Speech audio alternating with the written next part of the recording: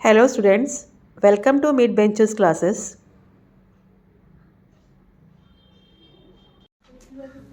So day after tomorrow you have a science one paper. तो हम पहले इसका पेपर पैटर्न ले लेते हैं. Then I will tell you which lesson you have to do today. So let's start. So जो first A question है वो choose the correct alternative है. It will come for 5 marks. Okay. Option रहेगा, आपको सिर्फ ऑप्शन लिखना है ABCD. आपको आंसर नहीं लिखना है. एंड अगर आपको आंसर्स पहले नहीं आते तो उसको लिखना मत, लास्ट मोमेंट पे लिखना. अगर आप उसको कट करके आंसर्स लिखोगे आपको आंसर्स को मार्क्स नहीं मिलेंगे. तो लीव इट एकदम, जब तक कंफर्मेशन ना हो वो आंसर आप पहले लिखो मत. सबसे पहली बात, डबल कट करोगे आपको वो आंसर्स राइट भी रहेगा तो भी आपको मार्क्स नहीं मिलेगा. Then next question is first B, that is for answer the following. A B 1 mark question होता है एंड ईच कॉस्ट ये सबका क्या है 1 मार्क ईच होता है. ऑब्जेक्टिव बेस्ड क्वेश्चन है ये भी. ऑड मैन आउट आ सकता है, ट्रू और फॉल्स आएगा इसके अंदर. मैच द फॉलोइंग भी आएगा. 1 मार्क के लिए आपको कुछ क्वेश्चन लिखना है एंड कोरिलेशंस जैसे यहाँ दिया गया है. उसके बाद सेकेंड एक क्वेश्चन जो है साइंटिफिक रीजंस. अटेम्प्ट एनी 2, कोई भी 2 करना है आपको 4 मार्क के लिए, मतलब ईच क्वेश्चन आपको 2 मार्क के लिए होगा. अभी या तो वो केमिस्ट्री का आ सकता है या तो फिजिक्स का आ सकता है. अभी आपका साइंस 1 केमिस्ट्री और फिजिक्स के बेस पे ही है. साइंस 2 पूरा क्या है आपका बायो बेस पर है. तो या तो ये फिजिक्स पर आएगा तो केमिस्ट्री पर आएगा. तो लाइक ये हो गया. Then question number second B, answer the following question attempt any 3 for 6 mark. यहाँ भी 2-2 मार्क के लिए एक आंसर्स है. इसमें आपको एक्टिविटी बेस्ड क्वेश्चन आ सकते हैं. कार्बन एंड कंपाउंड के क्वेश्चन कर लेना. IPSC किसका है, IPUC. हाँ, एक्टिविटी बेस्ड क्वेश्चन में कार्बन एंड कंपाउंड आता ही आता है. ये ब्रीफ क्वेश्चंस में कार्बन कंपाउंड के आंसर्स नहीं आते. ये मोस्टली सब एक्टिविटी बेस्ड क्वेश्चन में आते हैं कार्बन कंपाउंड के. So even define the following. फिर इसमें आपको ऐसे भी सम न्यूमेरिकल सम्स भी हो सकते हैं. ये जो क्वेश्चन है answer the following attempt any 3, इसमें numericals, define the following, activity based question, ऐसे सब क्वेश्चन आते हैं. नेक्स्ट है question number third, answer the following attempt any 5. और 15 मार्क के लिए क्वेश्चन होता है. हर एक क्वेश्चन को 3 मार्क रहता है. ओके. तो इसमें भी आपको लाइक डायग्राम दिया रहेगा, उसको लेबल करना है. करेक्शंस करने के लिए भी हो सकते हैं कि वो डायग्राम करेक्शन करके लिखिए. देन पैसेज रहेगा, पैसेज के बेस पर आपको आंसर्स करने पड़ेंगे. तो फिर आपको पैराग्राफ दिया रहेगा आउटलाइन करके. आपको ऑप्शंस दिए रहेंगे ऊपर, आपको पैराग्राफ फिल करने पड़ेंगे. ऐसे टाइप के क्वेश्चंस इसमें आते हैं. ओके. और थर्ड लेसन एंड मेटलर्जिज्म, ये मैं बोलूँगी इम्पॉर्टेंट है क्योंकि ये सब केमिस्ट्री के क्वेश्चन ज़्यादा इसमें आते हैं. ठीक है. देन लास्ट क्वेश्चन होता है एनी 1 करना. Answer the following attempt any 1 for 5 marks. ठीक है. ये इसमें पैसेज बेस्ड क्वेश्चन रहेगा. तो 1 मार्क के 5 क्वेश्चन होंगे. लाइक मायोपिया है, हाइपरमेट्रोपिया है, देन रिफ्रैक्शन ऑफ लाइट के क्वेश्चन आ सकते हैं. देन मिराज वाला क्वेश्चन है. ये सब क्वेश्चंस इसमें आने के बहुत चांसेस है. ठीक है. या तो फिर आपको कोई डायग्राम बना के उसके आंसर्स लिखने हो सकते हैं. लास्ट टाइम DC का आया हुआ था. तो मैं आपको बोलूँगी 2019, 2020 एंड 2022 के पेपर्स आप लोग प्लीज़ सॉल्व करिए. बीच के पेपर्स नहीं भी करोगे चलेगा क्योंकि वो कोविड के थे. तो इट इज़ बेटर कि आप पहले के क्वेश्चन से पेपर सॉल्व करो. एंड जो क्वेश्चन बैंक्स आए उसमें से इम्पोर्टेंस, उसमें के ऑब्जेक्टिव्स तो प्लीज़ कर लो. क्वेश्चन बैंक्स गवर्नमेंट ने जो दिया है. ठीक है. So this was your paper pattern. Now will go to important question. So ना हम हर एक लेसन के इम्पोर्टेंस लेते जाएंगे. ग्रेविटेशन लेसन है. इसका वेटेज होता है 3 या 4 मार्क का. ठीक है. MCQs में आपको ये आ सकता है सर इसैक न्यूटन किसने डिस्कवर किया था ग्रेविटेशन. देन फॉर 2 मार्क्स और 3 मार्क केप्लर्स फर्स्ट लॉ आ सकता है आपको. ये पॉइंट्स लिखने with diagrams. Okay. Centripetal force कर लेना आप लोग. Even this question like Kepler's first law, ये 3 तरीके से आता है. ऐसे क्वेश्चन से ना डिफरेंट तरीके से भी होते हैं. तो आप क्वेश्चन ले लो. या तो आएगा write the 3 laws given by Kepler, या तो सेम क्वेश्चन आएगा explain with a diagram Kepler's 3 law, या तो फिर आएगा how did they help Newton to arrive to the inverse square law of gravity. मतलब सेम क्वेश्चन अलग अलग तरीके से आते हैं ये. And hence show that gravitational force F directly varies to 1/r²। इस तरीके से क्वेश्चन आ सकता है आपको। Then Newton's law, universal law of gravitation, ये कर लेना है विद, आपको ये सब एक्सप्लेनेशन करना पड़ेगा इसमें।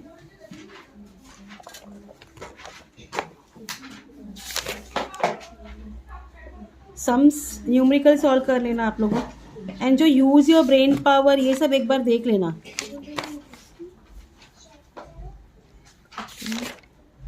कम to your exercise now.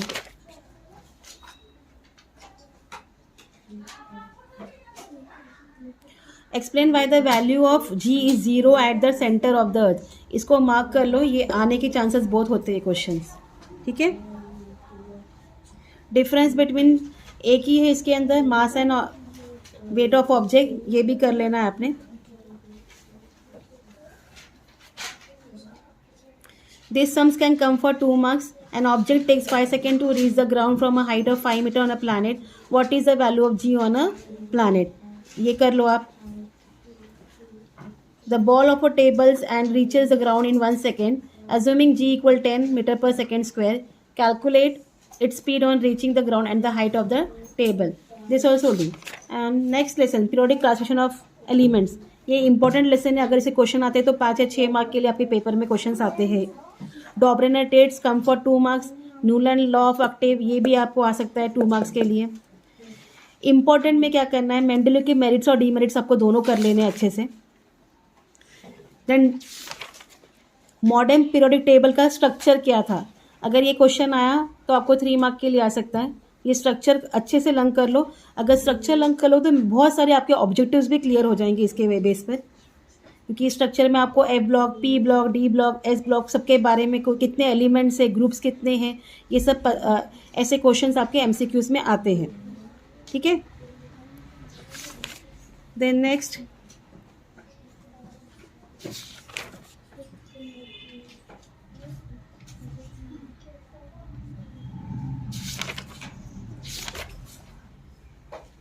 Exercise का पूरा ऑब्जेक्टिव्स आप लोगों ने करना है, बिल्कुल छोड़ना नहीं इसका।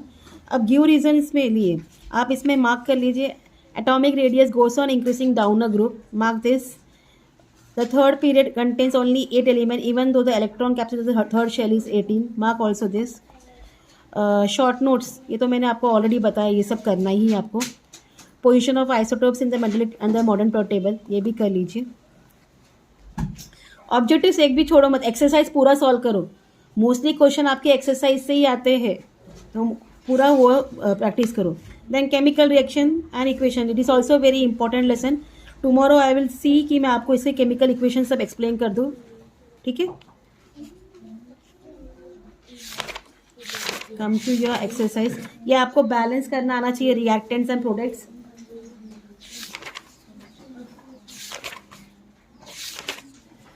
डेफिनेशन सब कर लो इसमें, डबल डिस्प्लेसमेंट, कॉम्बिनेशन, हाँ, एंडोथर्मिक, एक्सोथर्मिक, ये सब डेफिनेशंस कर लेना। 2 मार्क्स के लिए रहता है और छोटा है वो, ज़्यादा बड़ा भी नहीं है कि आपको इसमें ये कुछ हार्ड जाएगा। Now come to your exercise.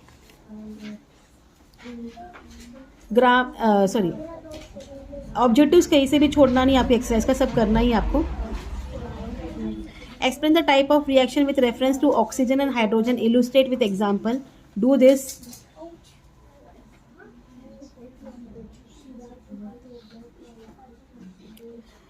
Explain the following terms. ये तो आपको मैंने बोला, अभी सब कर लो, ये चारों कर लें, ये और भी जो आपके टेक्स्ट बुक में वो भी कर लेना है। Scientific reason. It is recommended to use airtight container for storing oil for long time. ये क्वेश्चन कर लो। It takes time for pieces of sharp other tile to disappear in HCl, but it's powder disappear rapidly. This also do. While preparing dilute sulphuric acid from concentrated sulphuric acid in the laboratory, the concentrated sulphuric acid is added slowly to water with constant stirring. क्यों? Sulphuric acid क्या होता है, acidic in nature होता है, इसके लिए बहुत slowly इसको डालते हैं। इवन कोरोशन के बारे में कर लेना आप लोग। Effects of electric current. Now in from this, ये जो पेज नंबर 48 में आपको इलेक्ट्रिक करंट के बारे में क्या दिया है, पूरा जो उसका स्ट्रक्चर दिया है, P इक्वल इलेक्ट्रिक पावर, ये आपको फ्लो चार्ट में या एक्टिविटी बेस्ड क्वेश्चन में आने के बहुत चांसेस है। 48 पेज का ये, इसको आप प्लीज़ मार्क कर लेना, ठीक है। जितने भी न्यूमेरिकल्स है आपके सॉल्व एग्जाम्पल्स में and even from your exercise वो कर लेना है। Mark this right hand thumb rule, this is very important, it will come for 2 mark. या तो आपको डायग्राम दिया जाएगा, डायग्राम में कुछ तो मिस्टेक रहेगा, उसको करेक्शन करना होगा, या तो आपको डायग्राम में इसकी लेबलिंग करनी होगी। Anything can be given, okay.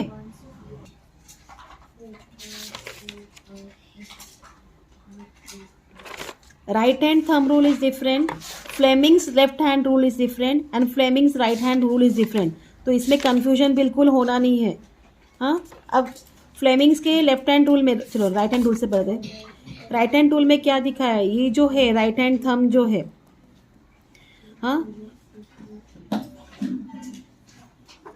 So right hand thumb rule हमें क्या बताता है कि ये जो थंब जो पॉइंट करता है, अगर समझो कुछ भी आपने पकड़ा है इसको और ये जो थंब आपका पॉइंट कर रहा है, and when you are moving this, when you are moving your fingers, तो ये क्या होता है, नीचे की तरफ जो ये सर्कल क्रिएट करता है वो क्या होता है, उसका मैग्नेटिक फील्ड होता है, ठीक है। आपका थंब ऊपर होना चाहिए एंड आपके पूरे फिंगर से वो होल्ड होना चाहिए एंड इलेक्ट्रिक करंट ऊपर पास होता है, ये आपको याद रखना है। इसको या तो राइट हैंड थंब रूल को ऐसे भी क्वेश्चन आ सकता है कि what is Maxwell's crow screw rule, इस तरीके से भी क्वेश्चन आता है, क्योंकि उसको हम लोग the right hand thumb rule is also called as a Maxwell's crow corkscrew rule.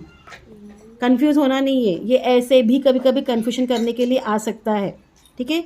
What is corkscrew rule, तो क्या है, right hand thumb rule is a corkscrew rule, ये आपको याद रखना है। Then Fleming's left hand thumb rule, left hand rule, ये आपको याद रखना है। लेफ्ट हैंड में जो आपका थंब है, कभी कभी ना ये नाम इन लोग रॉन्ग देते हैं, आपको करेक्शन करना पड़ता है, ये भी ध्यान रख लो। ये जो थंब है ये फोर्स ऑफ द कंडक्टर है, आपका जो इंडेक्स फिंगर है वो क्या है, direction of the magnetic field, and middle finger क्या है, डायरेक्शन ऑफ द करंट है। This way you have to do, and आपको डायग्राम्स भी ड्रॉ करने पड़ेंगे। क्वेश्चंस है, अगर आपको आंसर नहीं याद आ रहा है, try to make the diagram and label it, आपको 1 मार्क्स मिल जाएंगे अगर उसका आंसर उस टाइम पर याद नहीं आ रहा है तो, ठीक है। And this is also very important page number, electric motor, working of electric motor, ये या तो पैराग्राफ में आ सकता है, तो 5 मार्क के क्वेश्चन के लिए आपको आने के चांसेस है। आपको डायग्राम के साथ बनाना बोलेंगे, डायग्राम भी बनाना पड़ेगा, या तो डायग्राम दिया जाएगा, आपको लेबलिंग करना पड़ेगा, anything it will be happen, okay. मैं ये याद रखो, लास्ट ईयर गैल्वेनोमीटर ओमिटेड था, तो चांसेस है इस बार इसके क्वेश्चन भी आए। लास्ट ईयर ये पार्ट ओमिटेड था, आपको एग्जाम में नहीं था लास्ट ईयर, तो गैल्वेनोमीटर भी कर लेना। देन मोशन ऑफ कंडक्टर या फ्लेमिंग्स राइट हैंड रूल, इसमें राइट हैंड रूल में जो है राइट थंब जो है मोशन ऑफ कंडक्टर है, इंडेक्स फिंगर जो है डायरेक्शन ऑफ मैग्नेटिक फील्ड है, and middle finger is direction of the induce current, ठीक है। बहुत सिंपल सा आंसर होता है इसका। And AC and DC, this also was last year omitted, तो AC एंड DC का भी आप लोग करो। What is AC, it is a direct current, and what is AC is a alternating current, okay. And last is electric generator with DC, ये शायद last year आया था। इसमें सम्स है, सम्स पूरा सॉल्व कर लीजिए। गिव रीजन में टंगस्टन मेटल मार्क करो, ये इंपॉर्टेंट है। For electric power transmission copper और aluminium wire is use, why they are use, ये आप लोग देखना है ना। इसमें से which of the statement given below, what is solenoid, compare the magnetic field produce by solenoid, ये कर लो, इंपॉर्टेंट है ये तो हमने ऑलरेडी कर दिया, ठीक है। Now come to lesson number heat. Heat में एमॉफलेस लॉ कुछ तो है ना question, anomalous behaviour of water, इसको आप प्लीज मार्क कर लीजिए, ये क्वेश्चन आता है, एनॉमलेस बिहेवियर ऑफ वाटर, ठीक है। क्या है इसका मतलब,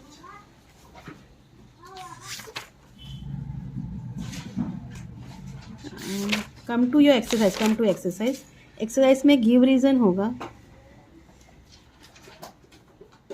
देखो एक्सरसाइज में, what is the role of anomalous behaviour of water in preserving aquatic life in regions of cold climate, this you have mark this. ये जो ग्राफ दिया है दोनों क्वेश्चंस में, ये भी आप लोग प्लीज कर लेना। What is meant by specific heat capacity? How will you prove experimentally that different substances have different specific heat capacity? This also. In cold region in winter, the rocks crack due to anomalous expansion of water. Mark this also. And यहाँ देखो एक passage already दिया है, ये passage भी कर लो आप. What is latent heat? On what basis and how will you determine whether air is saturated with vapor or not? ये भी आप लोग मार्क कर लीजिए. And this is also passage भी. ठीक है. रिफ्रैक्शन ऑफ लाइट, ये इंपॉर्टेंट लेसन है. ठीक है, बहुत इंपॉर्टेंट लेसन है. लेंस ये आएंगे ही आएंगे. लॉस ऑफ रिफ्रैक्शन क्या है? Then dispersion of light, it will come for, अगर डिस्पर्शन लाइट क्वेश्चन आता है it is going to come for 4 mark और 5 मार्क. 5 मार्क के क्वेश्चन में आने के चांसेस बहुत रहते हैं इसको. ये तो शॉर्टनेट में आ सकता है.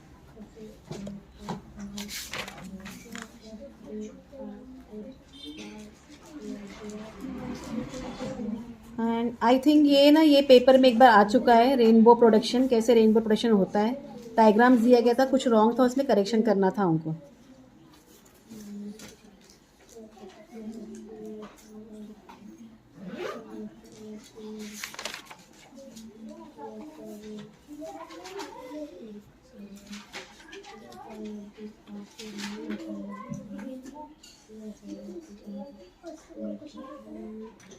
Listen to this answer.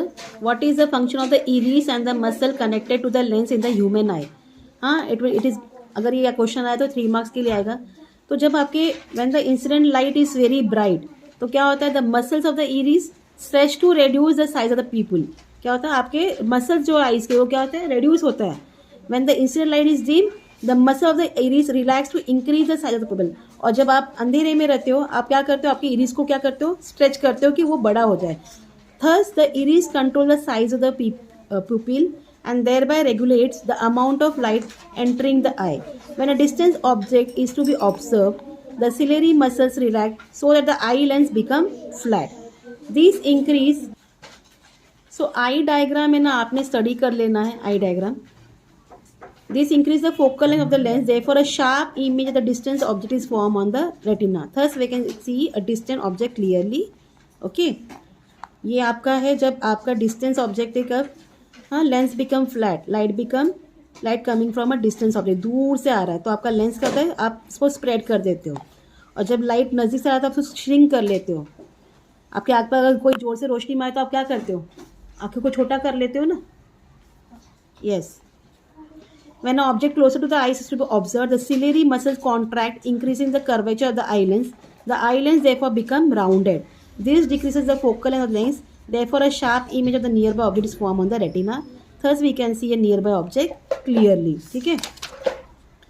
Then, ये क्वेश्चन भी परसोबिया, मायोपिया, हाइपरमेट्रोपिया आपको पता है कि वो किसके लिए, बट प्रेसोबिया कब होता है. Presbyopia is a defect of vision in which aged people, ये किसको होता है, मोस्टली एज्ड पीपल को होता है. They find difficult to see nearby object also and comfortably and clearly without spectacles. Reason of presbyopia क्या है, the power of accommodation of eye usually decrease with aging. जैसे जैसे उम्र बढ़ती जाएगी आइज की जो पावर है वो क्या होगी, धीरे धीरे कम होती रहती है. The muscles near the eye's lens lose their ability to change the focal length of the lens. Therefore, the near point of the eye's lens shift farther than from the eye. This defect is corrected using a convex lens. कौन सा lens use करेंगे इसके लिए, convex lens of appropriate power. The lens converges a light rays before they fall on the eye lens such that the action of the eye lens from the image on the retina. अब what is bifocal length? Bifocal length में क्या होता है, दोनों चीज़ें होती है. मतलब एक ही लेंस में जो ऊपर का पार्ट है वो कॉन्केव होता है और जो नीचे का पार्ट है क्या होता है, कॉन्वेक्स होता है. और कॉन्केव लेंस क्या करता है, मायोपिया करेक्ट करता है, मतलब आपको, एंड कॉन्वेक्स लेंस किसको करेक्ट करता है, हाइपरमेट्रोपिया को. और कलर ब्लाइंडनेस क्या है, colour blindness, the retina of the human eye contains a large number of high sensitive cells. These cells are of 2 shapes, rods and cones. किस कौन से शेप में होते हैं, रॉड्स एंड कोन्स में. The cone shape cell respond to various colours of light when light is bright. जब light bright है तो कोन शेप रेस्पॉन्ड करता है अलग अलग कलर को. Thus the perception of colour is due to the presence of the cone shape cell in the retina. तो हमको जो कलर समझ में आता है वो किसके वजह से आता है, cone shape cell in the retina. In the retina of some person, cone shaped cells responding to certain specific colors are absent. अब कुछ लोगों की इसमें क्या होता है, वो cone shaped cells जो है वो absent रहते हैं. Hence these persons are unable to distinguish between certain colors. तो कुछ कुछ कलर्स में वो डिफरेंस नहीं कर पाते. That is they are called color blind. This defect is known as a color blindness. Okay. So tomorrow I am going to explain you all the chemical reaction of metallurgy and third lesson. So please study hard. Take care. Bye.